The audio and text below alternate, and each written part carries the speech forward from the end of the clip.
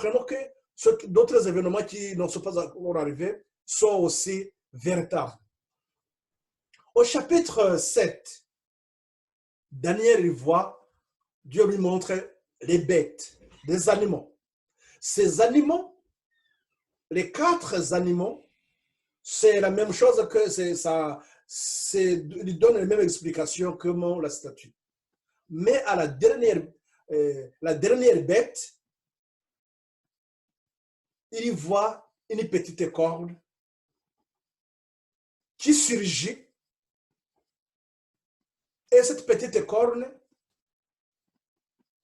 il ne va pas faire la guerre comme d'autres guerres de conquête, comme ça se faisait avec d'autres royaumes, comme les Mèdes, les Perses, comme les Grecs, d'autres. Non, on nous dit que cette petite corne va attaquer, et il va attaquer Dieu, le sanctuaire. Et dans le chapitre donc 8 plutôt, dans le chapitre 7, 25, c'est là où on nous explique, on nous donne un peu, on nous parle un peu de cette petite corne, comment il va persécuter même les enfants de Dieu, les saints, et on voit que comment il va attaquer, donc il va chercher à s'attaquer à Dieu. La différence avec d'autres royaumes, celui-là, lui, il va s'attaquer tout simplement à ce qui est en rapport avec Dieu. Il va attaquer Dieu. Et au chapitre 8, on nous donne encore beaucoup plus de détails en rapport avec cette petite corne. Et cette petite corne, donc, c'est ce que nous avons dans au chapitre 8, donc au verset 13. On nous montre, Daniel, il se pose des questions. Quand il a vu ce qui va se passer, comment le sanctuaire sera profané, comment cette petite corne va se mettre à la place de Dieu, pour Daniel, c'était vraiment le cauchemar. Il pose la question, donc, à ce verset 13, Daniel 8, 13, il pose la question, jusqu'à quand ces choses vont arriver? Jusqu'à quand? Et Dieu lui dit, l'ange lui dit, 2300 soirs et matin, le sanctuaire sera purifié. Et c'est avec cette prophétie de 2300 soirs et matin qui va être un élément, un indicateur pour 2844 qui va nous montrer cette œuvre de purification. Comme nous l'avons vu dans le sanctuaire, comment le grand sacrificateur passait à une autre phase, la dernière phase, pour purifier le peuple. Donc, cette phase, ça devrait commencer en 1844. Nous avons une étude sur ça, j'y reviendrai. On pourra encore faire une étude sur la prophétie de 2300 soirs et matin. Je crois avoir une vidéo sur ça que j'ai présentée aussi. Je crois, sinon on va encore, dans cette série d'études, on y reviendra sans doute pour bien éclaircir certains points, pour que les gens affermissent leurs idées et leur foi sur la parole de Dieu.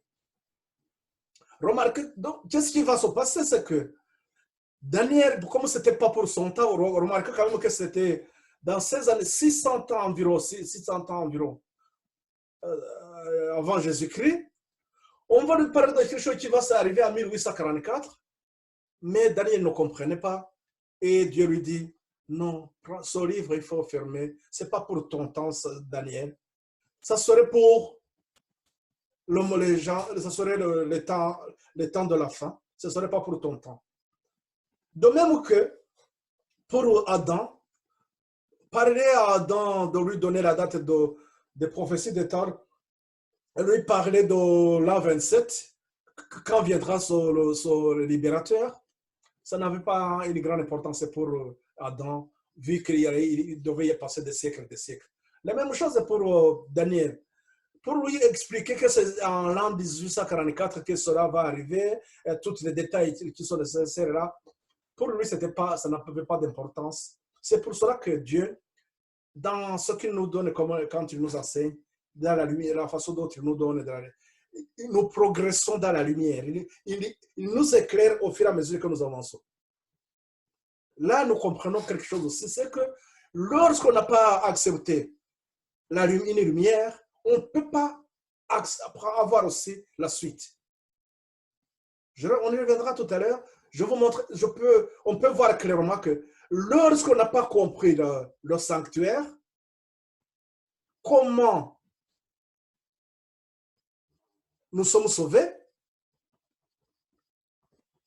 là où nous avons donc deux phases, dans le lieu saint, le lieu très saint, si on n'a pas compris ça, il sera difficile de comprendre les événements dans lesquels nous vivons aujourd'hui. Parce qu'aujourd'hui, ce que nous vivons, nous sommes en train de poser la question, quand viendra, quand commencera le jugement? L'autre question qui était posée, c'était quand viendra le sauveur? Donc, le sauveur, pour le sauveur, à un moment donné, on a su que c'est dans l'an 27. À un moment donné, il faudrait qu'on ait un éclaircissement sur 2300 soirs et matin. Et ces 2300 soirs et matin, c'est une révélation donc, qui est arrivée au moment donné.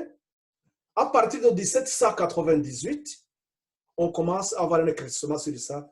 Et je vais y arriver tout à l'heure pour terminer cette partie, qu'on aura plus tard beaucoup plus de détails. Donc, donc, vers les années 100, c'est à ce moment-là que Dieu encore apporte une autre lumière, l'Apocalypse. L'Apocalypse, c'est pour venir expliquer cette dernière partie que Daniel n'avait pas compris. Donc, c'est dans l'Apocalypse, nous avons beaucoup plus encore de lumière qui nous éclaire sur la dernière partie. C'est les derniers événements qui sont en rapport justement avec l'Apocalypse. Ils vont encore nous indiquer, nous éclairer sur ce dernier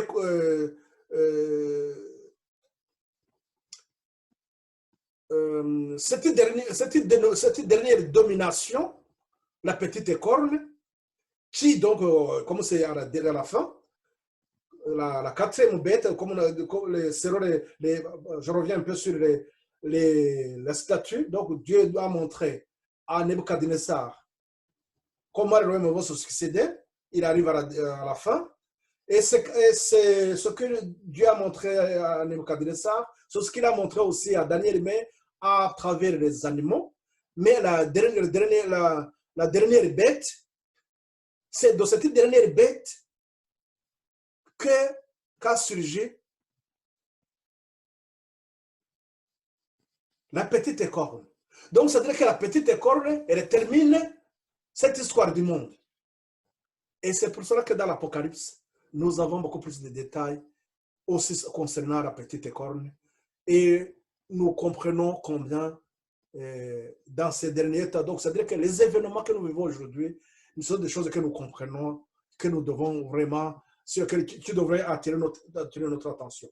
Et d'ailleurs, j'aurais aimé que tout le monde aussi comprenne bien ces mots que Dieu, lorsqu'il nous dit que donc dans l'Apocalypse, le premier chapitre, dans 1 à 3, il dit que ce sont les paroles, je vais vous lire ça, ce sont des révélations de Jésus-Christ que Dieu lui a données pour montrer à ses serviteurs les choses qui doivent arriver bientôt et qu'il a fait connaître par l'envoi de son ange à son serviteur Jean. Celui-ci a attesté la parole de Dieu et le témoignage de Jésus-Christ, soit tout ce qu'il a vu.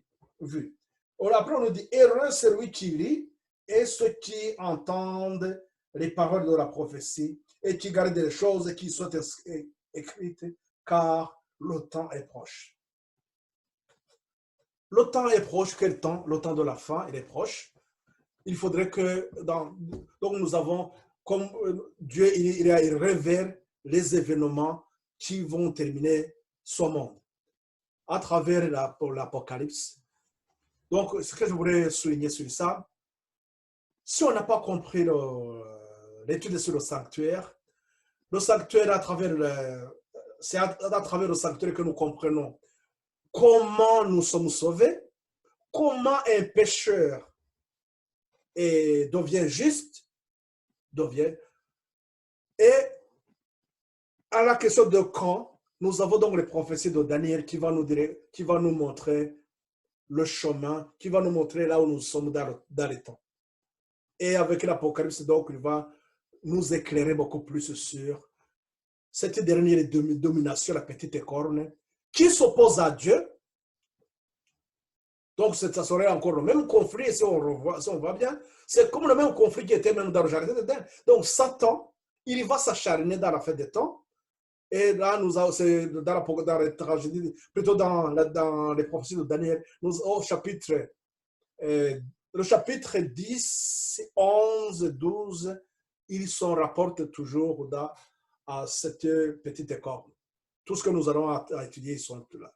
Donc, c'est pour cela que dans tout ce que nous aurons à étudier, nous comprenons que donc, dans ces trois grandes vérités, nous avons donc Jésus qui est le sacrifice, donc il est en rapport avec la repentance.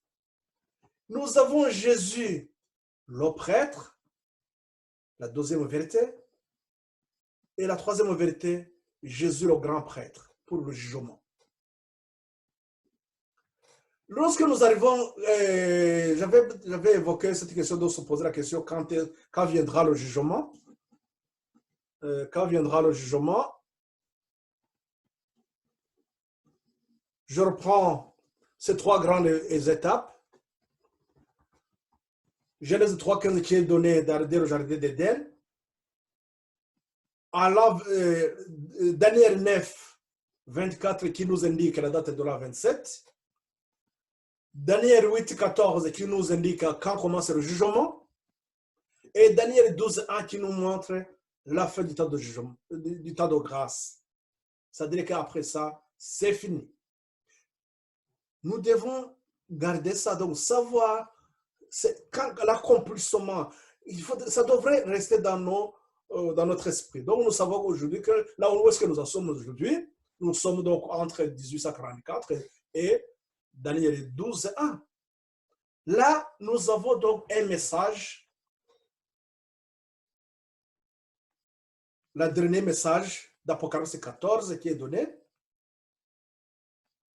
6 à 12, le message des trois anges.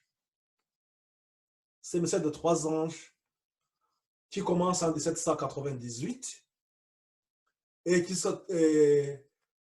va se terminer avec la fin des temps, d'état de grâce. Le premier ange, il a fait son œuvre de 1798. Bien sûr, cette œuvre continue, mais arrivé au mois d'avril 1944,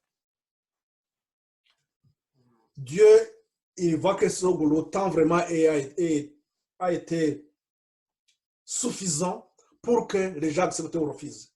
Donc, ceux qui ont accepté la lumière que Dieu donnait à ce temps-là, ils ont continué avec le message du deuxième ange. Et ce message du deuxième ange qui arrive le 22 octobre 1844, ceux qui ont accepté cette vérité, ceux-là aussi qui auraient à passer au message du troisième ange. Donc, il y a toujours, c'est comme les gens qui courent, c'est comme si nous sommes en train de sauter les initiés, on saute. Donc, si on n'arrive pas à sauter, c'est qu'on est éliminé. C'est pour cela que celui qui refuse le message du premier ange ne peut pas recevoir le message du deuxième ange. Celui qui refuse le message du deuxième ange ne peut pas recevoir le message du troisième ange. Cette étude de message des trois anges, on y reviendra très profondément pour comprendre réellement ce qui se passe, parce que c'est une étude qui prend beaucoup de temps aussi. Rien que le message du premier ange, du deuxième ange, donc ça nous parle de l'histoire des Millérites, Quand on parle de l'histoire des millilitres, ceux qui connaissent bien, ceux qui étudient ceux qui comprennent un peu l'Apocalypse, donc on nous parle des messages de cette église. Là, on est à la cinquième église, la sixième église. La cinquième, donc, Sardes. Et après, nous avons Éphèse, et plutôt, nous avons Philadelphie, une église que Dieu a approuvée. Et après la Philadelphie, nous avons Laodicée. Là, nous comprenons quelque chose aussi. C'est-à-dire que quelqu'un qui veut étudier bien le message de troisième ange, il faut qu'il fasse ça en parallèle avec aussi le message que Dieu adresse à Laodicée. Et donc, on pourrait comprendre les difficultés. Bon, pour donner encore un petit détail sur ça, c'est que remarquez qu'en 1798 à 1844, nous avons 46 années. Ces 46 années, c'est le temps que Dieu avait mis en place pour restaurer ou bien restaurer son temple. Pour vous dire tout simplement qu'avant 1798, on était dans une période de ténèbres où la petite corne dont je vous ai parlé avait amené beaucoup plus d'obscurité. Donc, à ce moment-là, la lumière commençait à venir, C'est à ce moment-là qu'on commence à comprendre la dernière partie que Daniel n'avait pas compris, la dernière lumière qui est arabe. C'est là où on voit que nous allons commencer avec donc, ce message de la dernière portion de l'évangile, Apocalypse 14, 6 à 12, la dernière portion de l'évangile, ou bien en d'autres termes, la dernière portion de Genèse 3, 15, pour dire encore la fin du conflit qui commence dès le jardin d'Éden, la ligne rouge là que j'avais tracée, donc que je trace. Donc, ceux qui me suivent sur Zoom, donc là, vous le voyez bien, mais ceux qui sont sur Facebook, je pense que je vais essayer de vous envoyer les diapos comme ça.